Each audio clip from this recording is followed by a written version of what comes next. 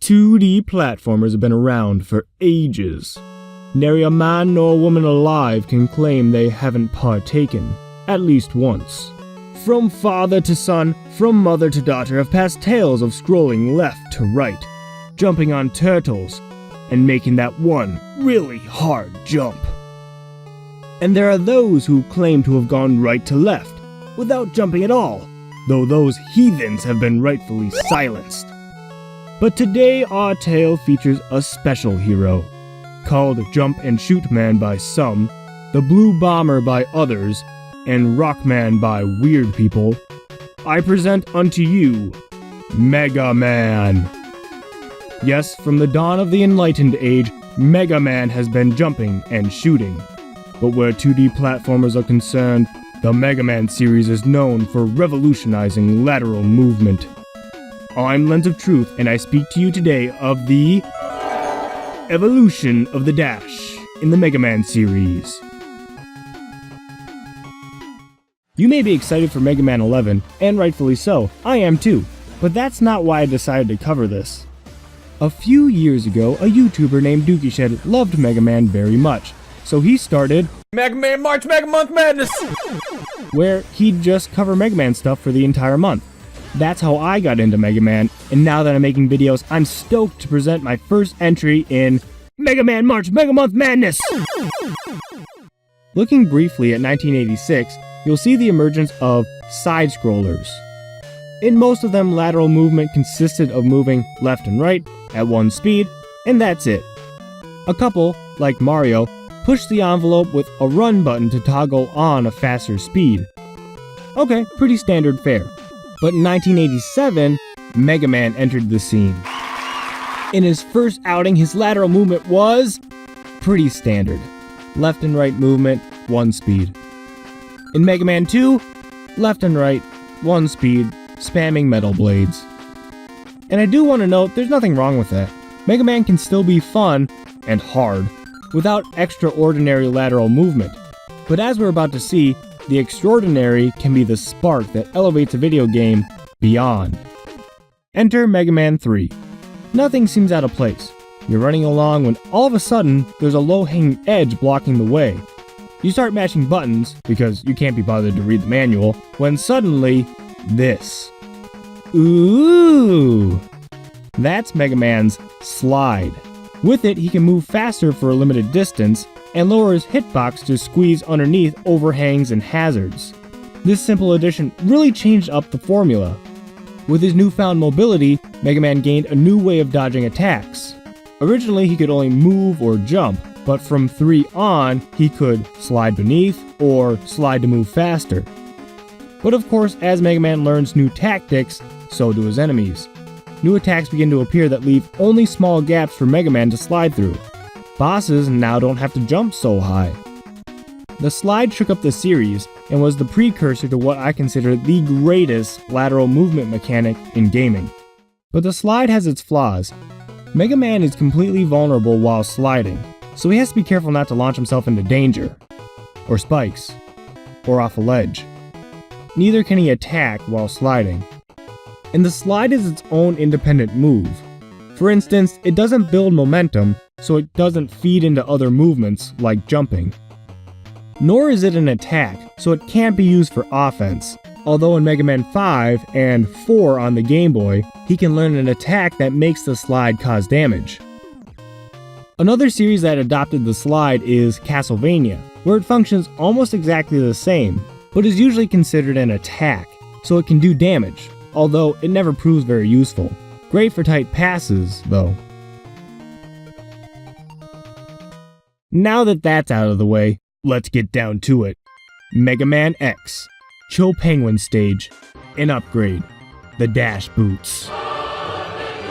The dash is basically the slide, but it's always useful all the time. It gives X a burst of speed, and can be quickly chained together one after the other to cover long distances or dance around enemies. And the dash builds momentum that can be redirected straight into the jump, what we call the dash jump. This gives the jump improved distance and momentum. And X can attack all he wants while dashing, so it doesn't interrupt his offense like the slide did. It's so versatile that it reappears in every X, Extreme, Zero, and ZX game. It's so amazing that Bass from the classic series picked it up as well.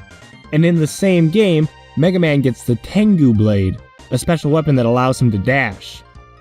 The dash created a completely new offshoot of the Mega Man brand, the high-octane action platformer.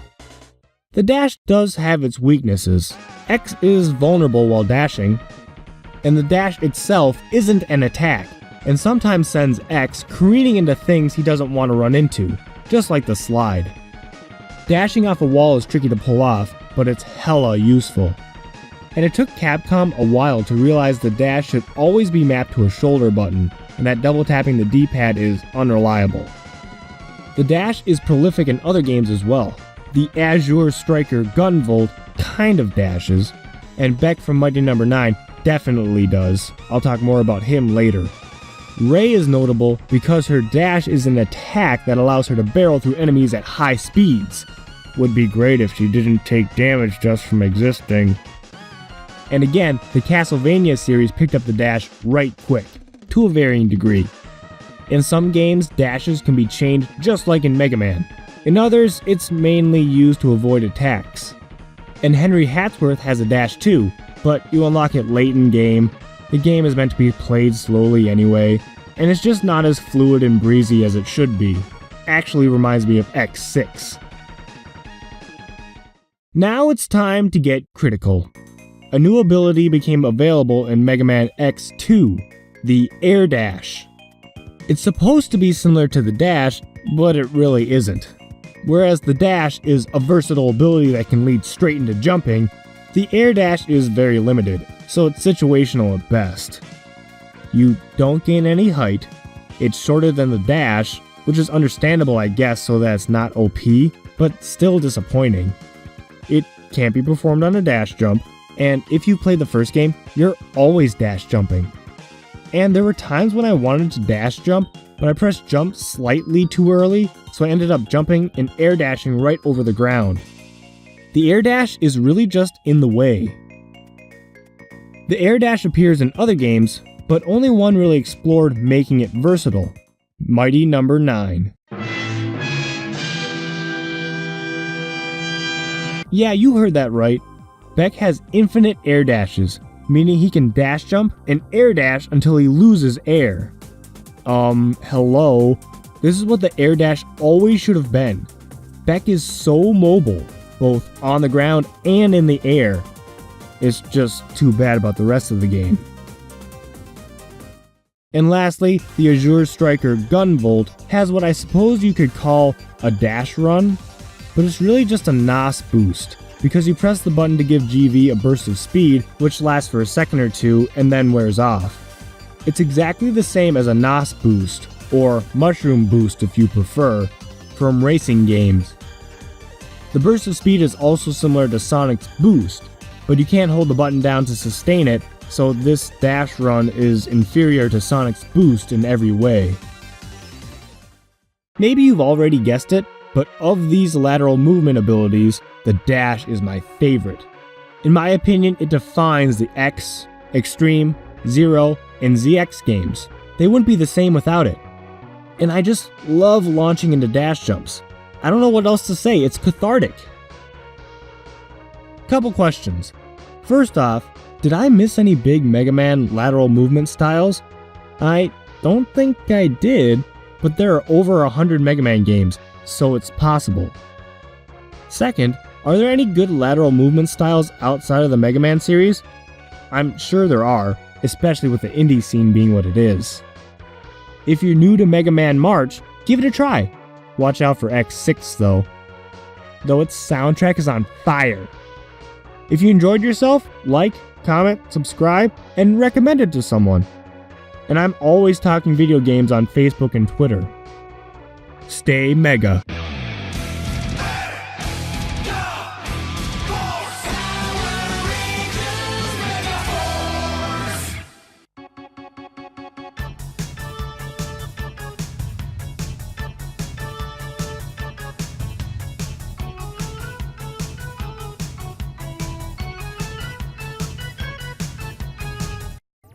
Initializing power down sequence.